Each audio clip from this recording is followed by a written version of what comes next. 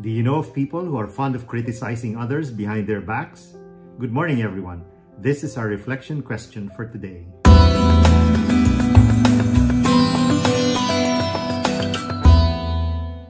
The story is told of a judge who had been frequently ridiculed by a conceited lawyer.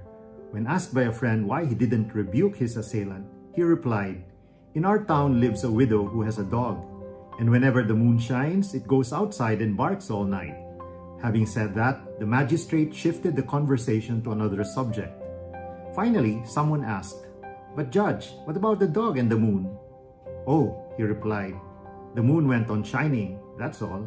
In today's gospel, Jesus continues to upset the Pharisees and scribes with his pronouncements that contradict the way laws should be followed. In gospel readings of the previous days, we see how Jesus challenged the superficial religiosity of Jewish leadership. They have made the laws handed down by Moses more complicated and ritualistic that even they themselves often violate. They could not understand how his new wine could fit into their old wineskins.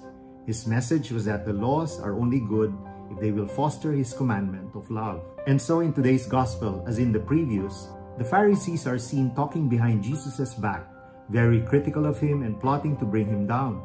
They will eventually convince people who have followed Jesus and have been recipients of his healing and teachings to shout, "Crucify him." Notice the difference in the way criticism is given and handled. They themselves could not accept the constructive criticism that Jesus lays on them directly and not behind their backs, as compared to their secret plotting and backstabbing. Before we become too harsh in judging the Pharisees and scribes, let's stop and look at ourselves. Many of us today go to church to criticize, to find fault, and to gossip about others. Is it wrong to criticize? How do we handle criticism? Let us look at this advice from an August 21, 1991 article from the inspirational magazine Bits and Pieces on how to give criticism. Constructive, that is. One of the rarest management skills and one of the most difficult to learn is how to criticize constructively. Constructive criticism shows consideration for other people's feelings and invites their suggestions and cooperation. When you cannot figure out how to criticize something constructively, the wisest course is to keep your mouth shut until you do.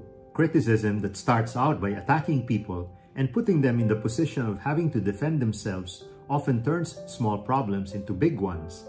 Usually, the best way to start is with simple, friendly questions, queries that will give people a chance to explain their position without being offended and without getting excited. Then after you've listened carefully, suggest the changes you'd like them to make, whatever they are, and see what they think of them. When you have to criticize or question someone's actions or ideas, always say it to his or her face. Discuss it with the person involved. Don't let him or her hear your criticism secondhand. And how do we handle criticism?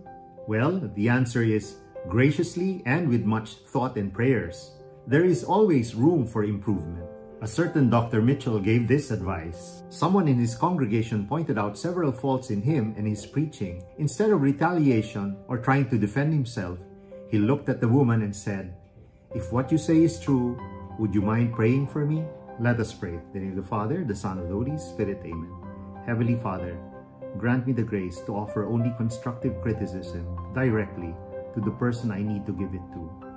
Fill me with your love to patiently endure those who contradict and criticize me, and the wisdom to accept that which will only make me holier. All these, Father, I pray in Jesus' holy and mighty name. Amen. In the name of the Father, the Son, and the Holy Spirit. Amen. God bless your families, brothers and sisters. God bless our Catholic faith and couples for Christ.